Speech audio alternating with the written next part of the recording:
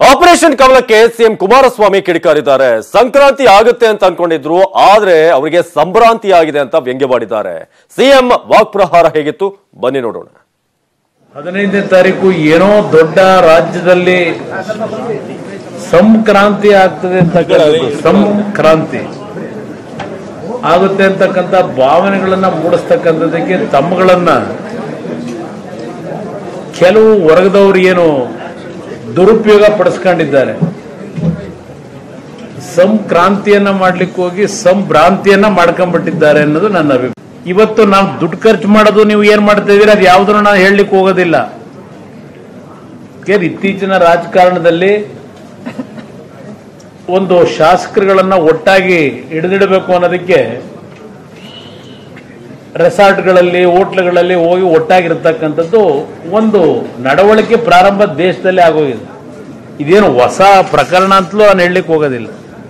ಆದ್ರೆ ನನಗೆ ಆಶ್ಚರ್ಯ, ನೀವು ನಮ್ಮ ಪಕ್ಷದ ಶಾಸಕರುಗಳ ಬಗ್ಗೆ ಟೀಕೆ ಮಾಡೋರು, ನಿಮ್ಮವ್ರನ್ನ ಸರಿಯಾಗಿ ಇಟ್ಕೊಳ್ಳಿಕ್ಕೇನು, ನಾವೇನು ಯಾವ ರೆಸಾರ್ಟ್ ಕರ್ಕೊಂಡು ನಮ್ಮ ಶಾಸಕರನ್ನ ದಿಗ್ಬಂಧ ನಾವೇನು ಮಾಡಿಲ್ಲ, ಫ್ರೀ ಆಗಿಬಿಟ್ಟಿದ್ದೇವೆ. ಇನ್ನು ಸಿಎಂ ಹೊಸ ವರ್ಷ ಆಚರಣೆಗೆ ಮಗನ ಜೊತೆ ವಿದೇಶಕ್ಕೆ ಹೋಗಿದ್ದಾಗ ಬಿಜೆಪಿ ಲೇವಡಿ ಮಾಡಿತ್ತು. ಬರದ ಸಮಯದಲ್ಲಿ ಸಿಎಂ ಕುಮಾರಸ್ವಾಮಿ ಮೋಜು ಮಸ್ತಿಗೆ ತೆರಳಿದ್ದಾರೆ ಅಂತ ಟೀಕೆ ಮಾಡಿತ್ತು. ಬಿಜೆಪಿ ಮಾತಿಗೆ ಈಗ ಕುಮಾರಸ್ವಾಮಿ ತಿರುಗೇಟು ಕೊಟ್ಟಿದ್ದಾರೆ. ಬಿಜೆಪಿ ರೆಸಾರ್ಟ್ ರಾಜಕಾರಣಕ್ಕೆ ಕಿಡಿಕಾರಿದ್ದಾರೆ. ಬರಗಾಲಕ್ಕೆ ತುತ್ತಾಗಿ ಅನೇಕ ರೈತರು ಆತ್ಮಹತ್ಯೆ ಮಾಡ್ಕೊಂತ ಇದ್ದಾರೆ. ಇಂಥ ಸಂದರ್ಭದಲ್ಲಿ ನಮ್ಮ ರಾಜ್ಯದ ಸನ್ಮಾನ್ಯ ಮುಖ್ಯಮಂತ್ರಿಗಳು ಹೊಸ ವರ್ಷ ಆಚರಿಸೋಕ್ಕೋಸ್ಕರ ಸಿಂಗಪುರಕ್ಕೆ ಹೋಗಿರುವಂಥದ್ದು ಎಷ್ಟು ಮಟ್ಟಿಗೆ ಸರಿ, ಇದನ್ನ ಕುಂತಲ್ಲಿ ನಿಂತಲ್ಲಿ ಜನ ಮಾತನಾಡ್ತಾ ಇದ್ದಾರೆ. ನಾವು ಹೊಸ ವರ್ಷದಲ್ಲಿ ನಾನು ವಿಶೇಷವಾಗಿ ನನ್ನ ಮಗನ ಜೊತೆ ನನ್ನ ಕುಟುಂಬದ ಜೊತೆ ಒಂದು 3 ದಿವಸ ರಾಜ್ಯ ಬಿಟ್ಟು ಬೇರೆ ಕಡೆ ಹೋಗಿದ್ದೆ ಅಂತಕ್ಕಂಥದ್ದನ್ನೇ ಒಂದು ದೊಡ್ಡ ಇಶ್ಯೂ ಮಾಡಿದ್ರು. ಇವತ್ತು ಯಡಿಯೂರಪ್ಪನವರಿಗೆ ಅವ್ರ ಸ್ನೇಹಿತರುಗಳಿಗೆ ಕೇಳಲಿಕ್ಕೆ ಬಯಸ್ತೀನಿ, ಇವತ್ತು ಎಷ್ಟು ದಿನ ಆಯಿತು ದೆಹಲಿಯಿಂದ ಆಚೆ ಹೋಗಿ ಅಲ್ಲೆಲ್ಲೋ ಗುರುಗಾಂವ್ ಹತ್ರ ಯಾವುದೋ ಹೋಟ್ಲಲ್ಲಿದ್ದಾರೆ,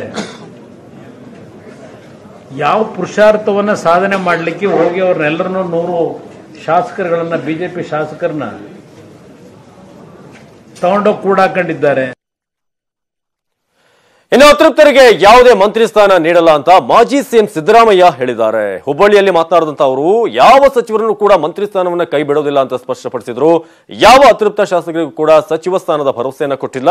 ಆಪರೇಷನ್ ಕಮಲ ಹುಟ್ಟಿಕೊಂಡಿದ್ದೆ ಬಿಜೆಪಿಯಿಂದ, ಇದೊಂದು ಅಸಹ್ಯದ ರಾಜಕಾರಣ ಅಂತ ಬಿಜೆಪಿ ವಿರುದ್ಧ ಸಿದ್ದರಾಮಯ್ಯ ಕಿಡಿಕಾರಿದ್ರು. ವಿಫಲ ಆಗುತ್ತೆ ಅಂತ ಗೊತ್ತಿತ್ತು, ಬಿಕಾಸ್ ಅವರು ಸುಮ್ಮನೆ ಫೋಟೋ ಎಕ್ಸೈಸ್ ಮಾಡಲೇ ಇದ್ದಾರೆ. ಮನುಷ್ಯರಿಗೆ ರಾಜಕೀಯವಾಗಿ ಒಂದು ಬದ್ಧತೆ ಇಲ್ಲದೆ ಹೋದ್ರೆ ಹಿಂಗಾಗ್ಬೋದು. ಪ್ರಜಾಪ್ರಭುತ್ವದಲ್ಲಿ ನಂಬಿಕೆ ಇಲ್ಲದೆ ಹೋದರೆ ಪೊಲಿಟಿಕಲ್ ಪಾರ್ಟಿನಲ್ಲಿ ಇವೆಲ್ಲ ಆಗ್ತಾ ಇರ್ತವೆ. ಈ ಆಪರೇಷನ್ ಕಮಲ ಪ್ರಾರಂಭ ಮಾಡಿದವರೇ ಯಡಿಯೂರಪ್ಪ 2008ರಲ್ಲಿ. ಅದಕ್ಕೆ ಮೊದಲು ಇವೆಲ್ಲ ಏನೂ ಇರಲಿಲ್ಲ. ಆಪರೇಷನ್ ಕಮಲ ಅನ್ನೋ ಆ ಪದ ಬಳಕೆಗೆ ಬಂದಿದೆ ಯಡಿಯೂರಪ್ಪನವರು. ಇನ್ನು H1N1 ನಿಂದ ಬಳಲ್ತಾ ಇರುವಂತಹ ಬಿಜೆಪಿಯ ರಾಷ್ಟ್ರಾಧ್ಯಕ್ಷ ಅಮಿತ್ ಶಾ ವಿರುದ್ಧ BKH ವಾಗ್ದಾಳಿಯನ್ನು ನಡೆಸಿದ್ದಾರೆ. ಅಮಿತ್ ಶಾ ಅನಾರೋಗ್ಯಕ್ಕೆ ಲೇವಡಿ ಮಾಡಿದ್ದಾರೆ. ಅಮಿತ್ ಶಾ ಸದ್ಯಕ್ಕೆ H1N1 ನಿಂದ ಅಲ್ಲಿ ಬಳಲ್ತಾ ಇರೋದು, ಆದ್ರೆ ಆ ವಿಚಾರವನ್ನೇ ಈಗ ಪಿನ್ ಪಾಯಿಂಟ್ ಮಾಡಿ ಅಮಿತ್ ಶಾ ಅನಾರೋಗ್ಯಕ್ಕೆ ಲೇವಡಿಯನ್ನ ಮಾಡಿರೋದು. BK ಹರಿಪ್ರಸಾದ್ 4 ಶಾಸಕರನ್ನ ಅಮಿತ್ ಶಾ ಕಿಡ್ನಾಪ್ ಮಾಡಿದ್ದಾರೆ ಅಂತ ಈ ಸಂದರ್ಭದಲ್ಲಿ ವಾಗ್ದಾಳಿಯನ್ನ ನಡೆಸಿರೋದು. ಶಾಸಕರ ಕುಟುಂಬಸ್ಥರು ದಾವೆ ಹೂಡಲು ನಿರ್ಧರಿಸಿದ್ದಾರೆ. ಅದೇ ರೀತಿಯಾಗಿ ಹೀಗಾಗಿ ಅಮಿತ್ ಶಾಗೆ ಹಂದಿ ಜ್ವರ ಬಂದಿದೆ, H1N1 ನಿಂದ ಬಳಲ್ತಾ ಇದ್ದಾರೆ ಅಮಿತ್ ಶಾ ಅಂತ ಲೇವಡಿ ಮಾಡಿದ್ದಾರೆ. 4 ಜನ ಶಾಸಕರನ್ನ ಅಮಿತ್ ಶಾ ಅವರು ಕಿಡ್ನಾಪ್ ಮಾಡಿದ್ದಾರೆ. ಆದ್ರಿಂದ ಅವರ ಪರಿವಾರದವರು IBS ಕಾರ್ಪಸ್ ಫೈಲ್ ಮಾಡಕ್ ಪ್ರಯತ್ನ ಮಾಡ್ತಾ ಇದ್ದಾರೆ. ಅದಕ್ಕೆ ಅಮಿತ್ ಶಾ ಅವರಿಗೆ ಹಂದಿ ಜ್ವರ ಬಂದಿದೆ. ಆದ್ರಿಂದ ಅವರು ಸಾವಧಾನವಾಗಿರಬೇಕು. 4 ಜನ ಶಾಸಕರನ್ನ ದಿವಶ್ರೀ ಹೊತ್ತಿನ ಪ್ರಮುಖ ಸುದ್ದಿ ಇದೀಗ ಕ್ರೈಮ್ ಡೈರಿ ಪ್ರಸಾರವಾಗುತ್ತೆ. ನೋಡ್ತಾ ಇರಿ ನ್ಯೂಸ್ 18 ಕನ್ನಡ, ಜಾಲ ನಮ್ಮದು, ಬಲ